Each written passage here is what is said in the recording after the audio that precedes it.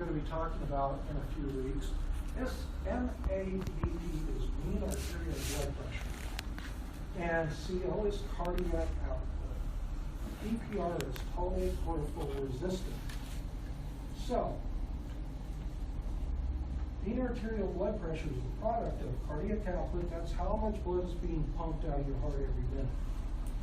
And total peripheral resistance is how much resistance to the blood flow is there. If your blood vessels are squeezed down, there's high resistance. If they're distended, there's low resistance. Those two things really determine your blood pressure. Now, cardiac output has two primary determinants: heart rate, how fast your heart is injecting blood, how many beats per minute, I should say, and stroke volume. That's the volume of blood that's injected with each beat. Okay? So, this would be the elaborated equation. And, you know, a lot of undergraduate students, before they get a load of meaning, they go, well, I'm going to be given some numbers to plug in. No. You wish.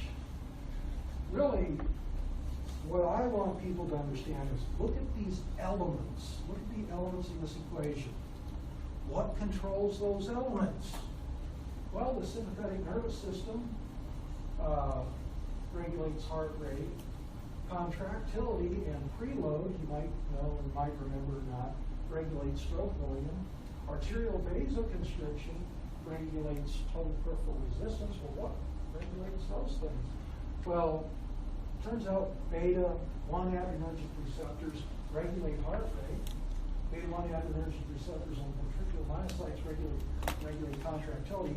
And remember, that's the force of the contraction and the rapid relaxation. Low contractility, high contractility. Okay? But preload is how much blood is coming to the heart every minute. Loading the heart with blood during diastole or the relaxation phase. Well, venous compliance and plasma volume, they both play a role in how much blood comes to the heart every minute. And arterial vasoconstriction, well, that's under the regulation of the sympathetic nervous system through alpha adrenergic receptors and angiotensin angio2 receptors. So,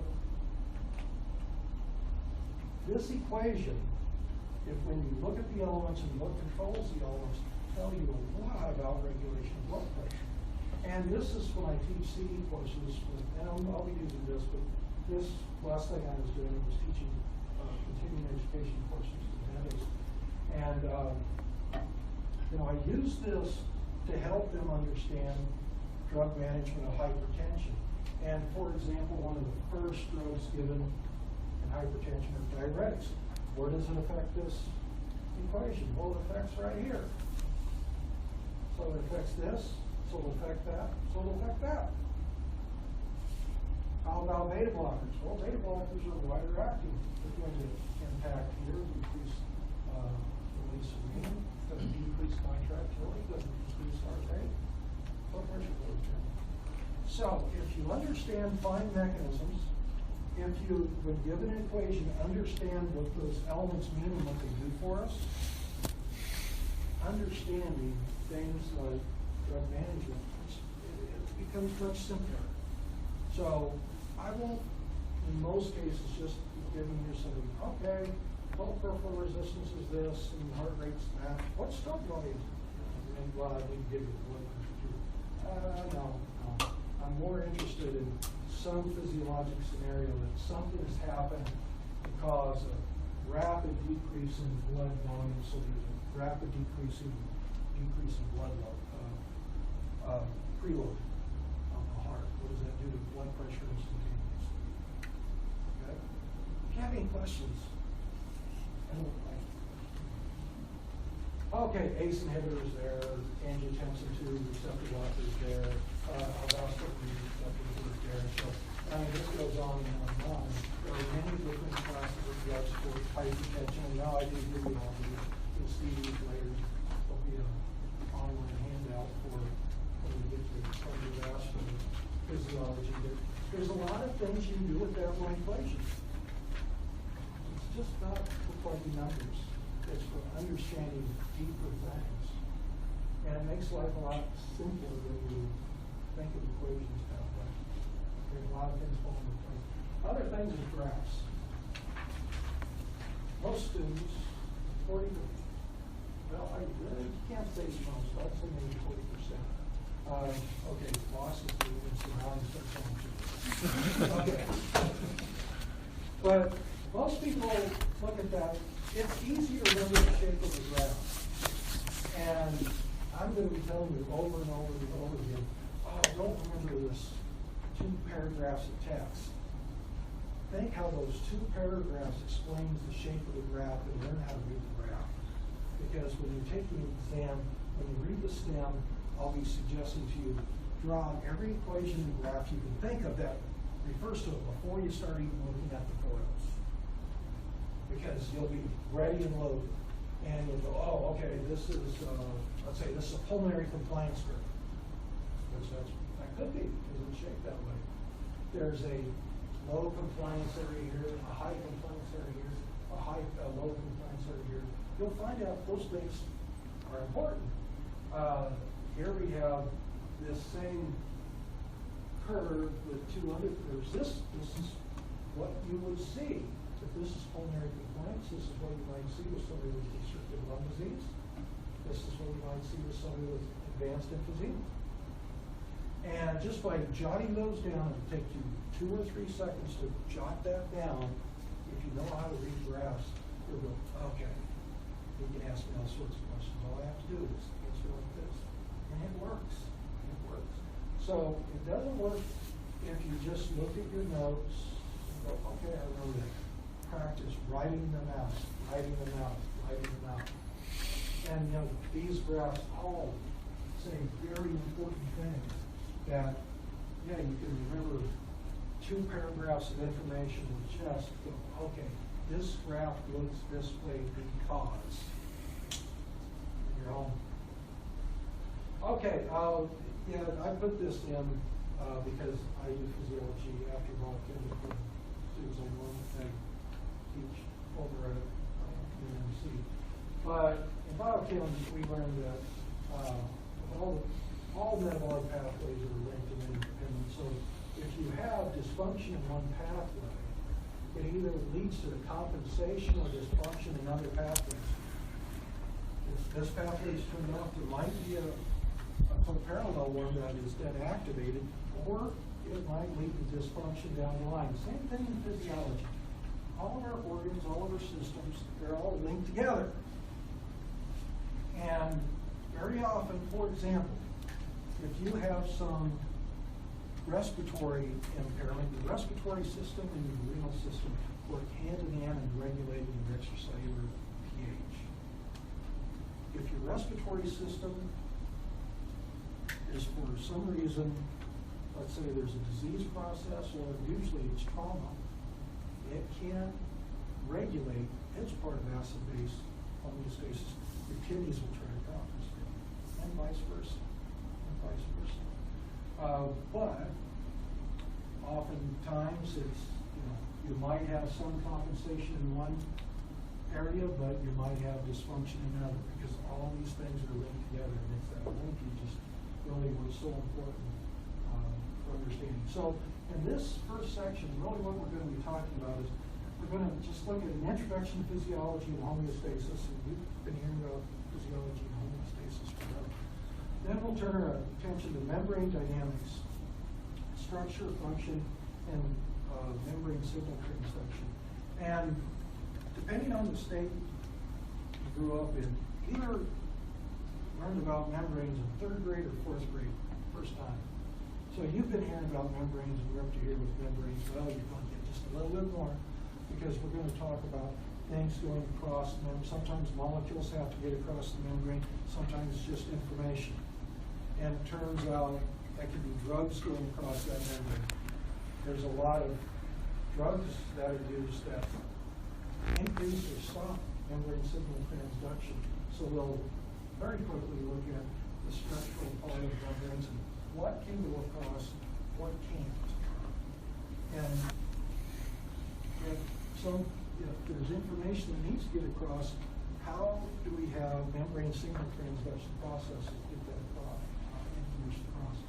Then we'll turn our attention to membrane potentials, little electrical blips. The interior of resting living cells, electronegative. Your extracellular fluid, by convention, is called 0 millimoles. So there's a difference between the interior charge and the exterior charge. And so that's an electrical gradient, or called the electrical potential and membrane potential. Those little differences, and changing those little differences rapidly, are used to communicate from this end of the neuron to that end of the neuron, from this part of a muscle to that part of a muscle. So membrane potentials to graded potentials and action potentials, it tells different tissues what to do and when to do it with just little electrical blips. And we're going to see that it's just small numbers of ions going across the membrane through certain channels that causes those little electrical blips that lead to dysfunction. You know, pretty complicated things actually. Then we'll look at nerve impulses, you know, that neuron that I showed you with graded potentials up in the dendrite cell body, and then action potentials going down the axons and synaptic terminals. And then we'll talk about neuromodulation. This is usually something that in most undergraduate courses they don't talk as much about. So, intro to physiology and homeostasis. Physiology, what on earth is it? Well, you all know. It's the study of the function of the body. Well, it's a little bit more than that. Physiologists say that it's the study of molecules. It's the study of organelles. It's the study of cells. It's how cells interact together to form a tissue. It's how two or more tissues come together to form an organ. It's how multiple organs work together to form a system. And then it's the total organism. And actually, most physiologists really would go, well, actually we talk about behavior of volumes, behavior of genes, behavior of proteins, and it goes even farther down. So instead of starting with molecules, we're getting down to ion movement and ion transport and handling. So it's really everything that ends up giving us function. It's all those details that make the big processes work. Okay, some people define physiology, it's really a science of communication throughout the body. And well, yeah, it's definitely that as well. We have 70 trillion cells in the body. There's anatomists, Dr. Burton, have taken the time to count them. Whew. Wow. But think of it, you will have cells up here at the base of your brain communicating with a muscle on the top of your foot. Well, let's say a bone on the top of your foot. And that needs to go on for things to work with. And there's a whole lot of different types of communication systems.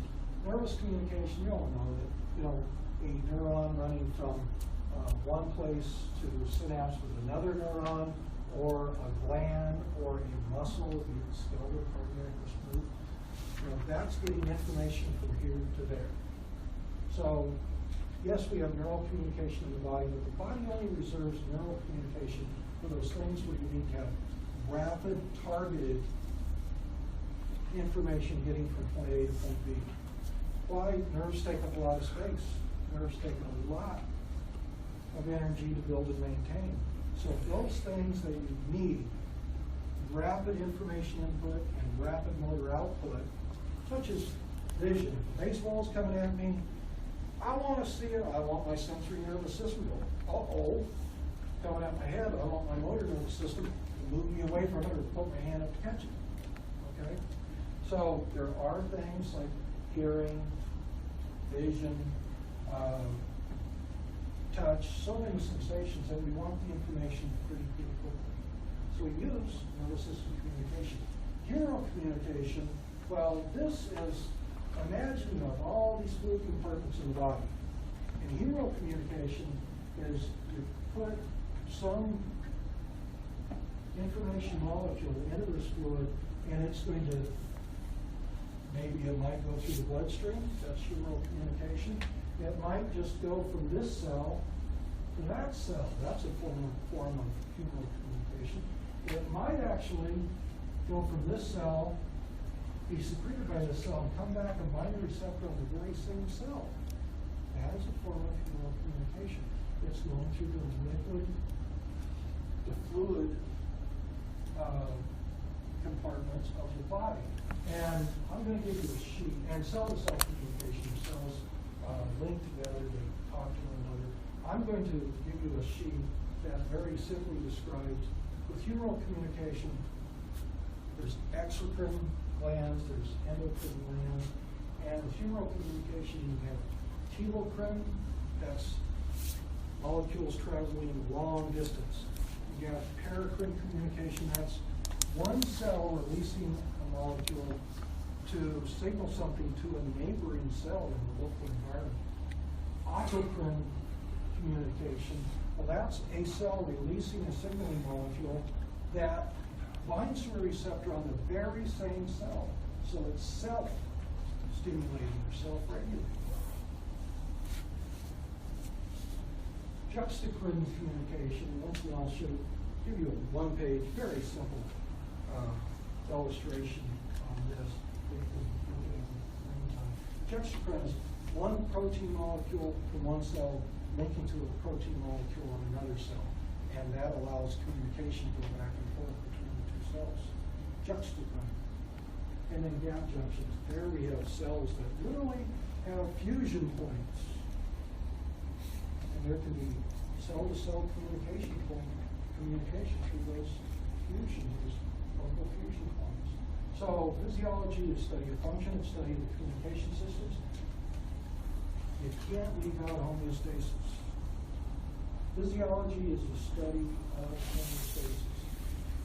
Homeostasis means standing. The word also means still.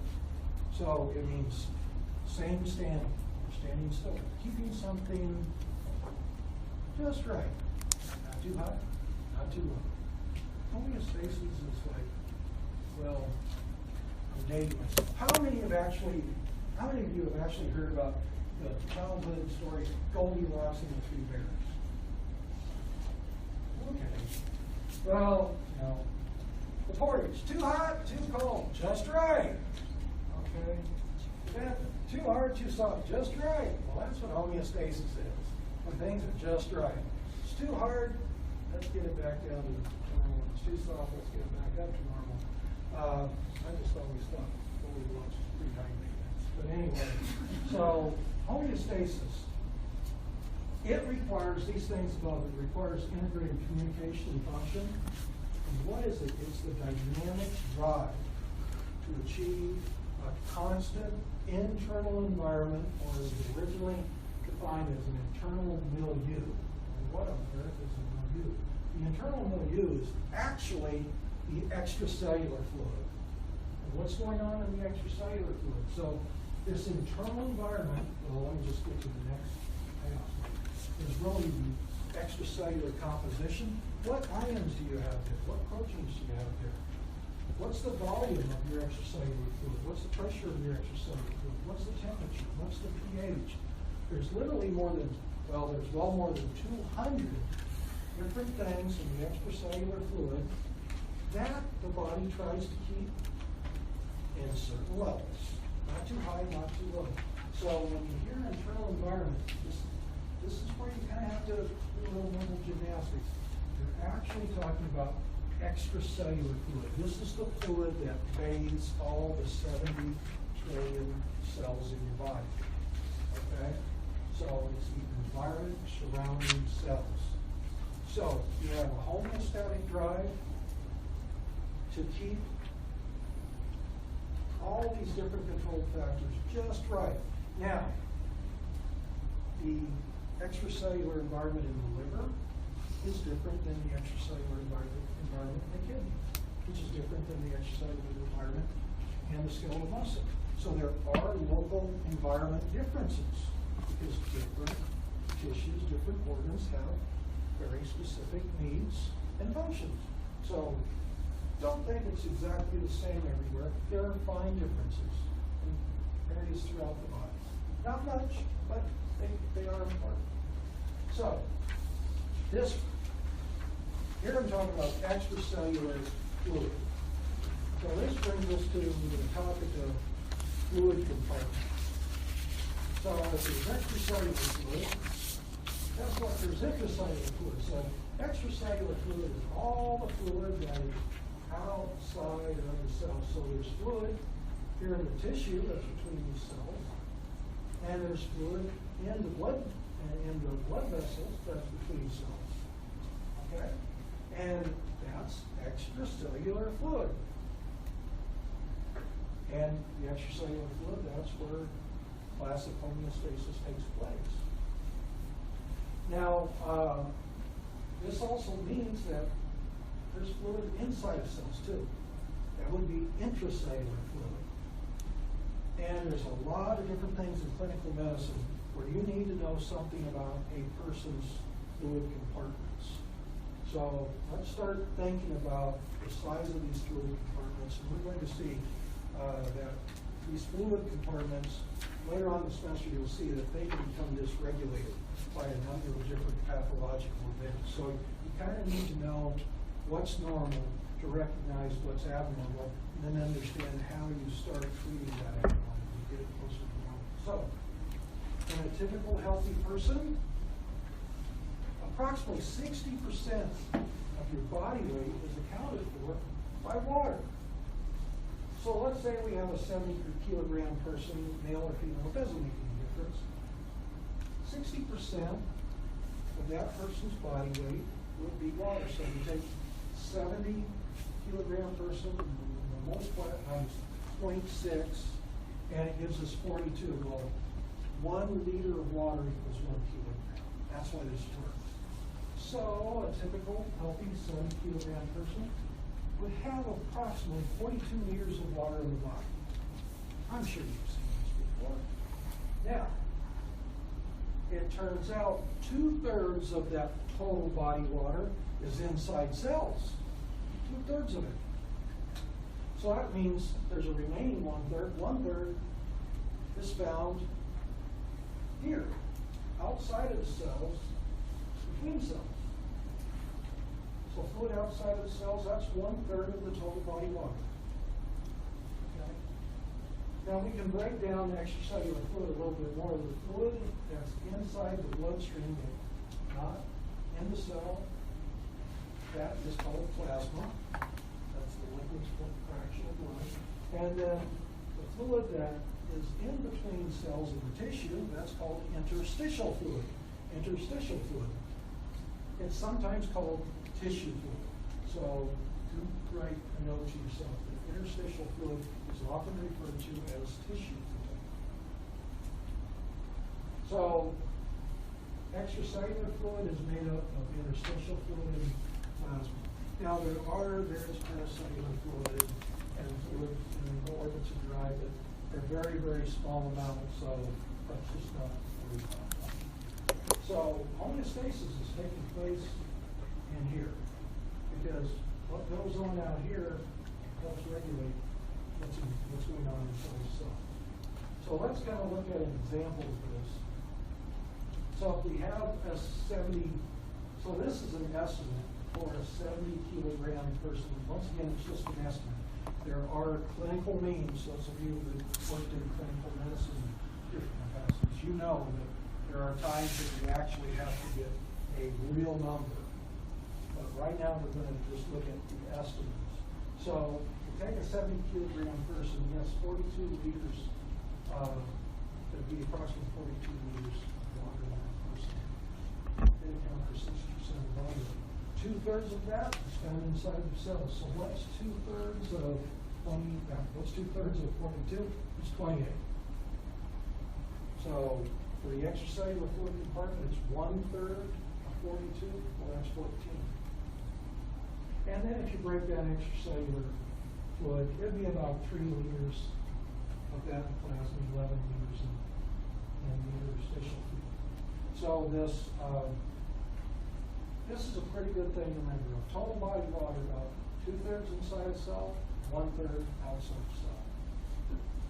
And you can also calculate it a different way. It's called a 60-40-20% rule. And what this is 60% of a person's body weight in kilograms gives you total body water. If you multiply 40% of a person's body weight, so 40 times 70, this is 40%, it'll come up to be 28.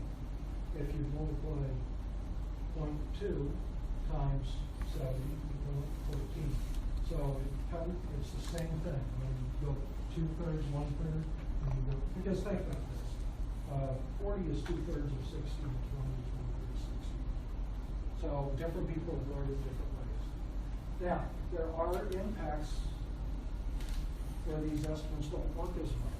And we had, college dentistry, we had an update with Microsoft and PowerPoint this week, and that's never a good thing. So there was a front page of the paper that just came out like a week and a half ago, I wanted to show you, that talks about the impact of obesity, specifically in children. But let me just first talk about obesity. As one becomes more and more overweight and moves to obesity range, adipocytes don't have much water in them. They fill with triacyl glycerol, and there's very little water in adipocytes. So as adipocytes fill with more and more triacyl glycerol or triglyceride, whichever you want to talk about it, the person actually becomes unfortunately drier. So somebody who is quite obese, maybe water only accounts for 55% or 50% of your body weight. So as obesity increases, that percentage of body weight that's accounted for by water starts going down. As we age, we basically get drier, so the same thing happens. That percentage, that 60% starts going down a little bit. Now, sometimes this has clinical significance because the paper that came out was looking at medication dosing in overweight and obese children. And the medications were being prescribed according to that child's body weight. And what if you're prescribing a drug that, where does it go and distribute into the extracellular fluid? So if a child is much heavier, or I should say obese, you calculate, okay, 60% of that kiddo's body weight should be in the form of water, and 1/3 of it should be in the form of extracellular fluid volume. So we'll give this much drug to fill up this much extracellular fluid volume. Well, it's being overcalculated. If that child is 50 kilograms, but really his lean body weight, if his ideal body weight would actually be, say, 40 kilograms, that kid is getting more medication. And it turns out a lot of kids were getting 30 to 50% more medication than what they were supposed to be getting. And in some cases, that led to problems. So there's been a call, and actually it's been going on for quite a few years, but this paper just kind of underscored that clinicians should be dosing children because they're more susceptible to over and underdosing by calculating their ideal body weight. And there's very specific ways of doing that: ideal body weight, height, shoulder width, here at the crest. But what they were talking about was just simple body mass index calculations, and taking their body mass index, and for their height, what would be a 25 or below body mass index, and dosing on that. So I don't know, this is something you're going to hear about when you get into medical rotations, but that is because of more children becoming overweight and obese, and we don't want her to get overdosing. Okay, this is kind of how you might see the odd question where, oh, here's what this person's plasma, and this is what their intracellular fluid is in total body water, what's their interstitial fluid. You might get something like that, but most of the questions, is pretty misuse. Here we have a 100-kilogram male prescribed a drug that distributes himself to the extracellular fluid compartment, assuming no immediate metabolism of the drug, breaking it down, or clearance, it could be urinary clearance or fecal clearance. How much drug must be administered if the effective dose of that drug is 1 milligram of that drug for every 100 milliliters of extracellular fluid? So, first, there's a couple different ways to do it. The easy way is, let's figure out how much water they have in the body. Well, they have about 60 liters of water in the body, and you know about 1/3 of it is going to be extracellular fluid. That's where that drug's going to go. So you know that this guy's got 20 liters. We want to have 1 mg of drug in every 100 ml of extracellular fluid, and he has 20,000 milliliters. So he needs 200 milligrams. When I give you these calculations, I tend to give you nice round numbers, so it's easy to work with. And the oils I'll be giving you is like 400 to see if you've used the intracellular. There's ways of doing this where I'm not really testing math, I'm testing the concept. Okay, but using this, and those of you who've worked in medical areas for years know that there's dosing charts, dosing schedules, and that the companies give you for somebody this size, this age, this is the dosing. But you always need to know where that comes from. And if you have patients in the hospital, sometimes if you have to do the IV dosing, which really in many cases hospital pharmacists that does it, but sometimes it's the practitioners as well. So you have to be comfortable with dealing with fluid compartments, and sometimes you can use the estimates. Sometimes you actually have to calculate those fluid compartments with clinical tests so you get everything just right.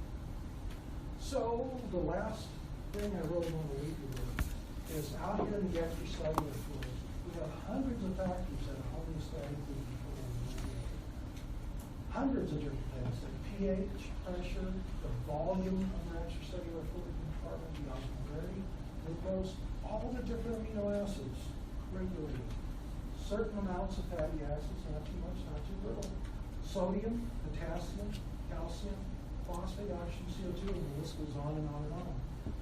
The body has regulatory processes for all these things. So if they're too high, let's get it back down to normal. If it's too low, let's get it back up to normal. And that's what we're going to talk about beginning on Thursday, what are called sensor effector negative feedback loops that help get these homeostatically regulated molecules back into the normal range. Okay? Anybody have any questions? Anything they talk about? I will be here on Thursday at 7 o'clock, so anybody have any questions? Anybody bring a friend, okay? See you then.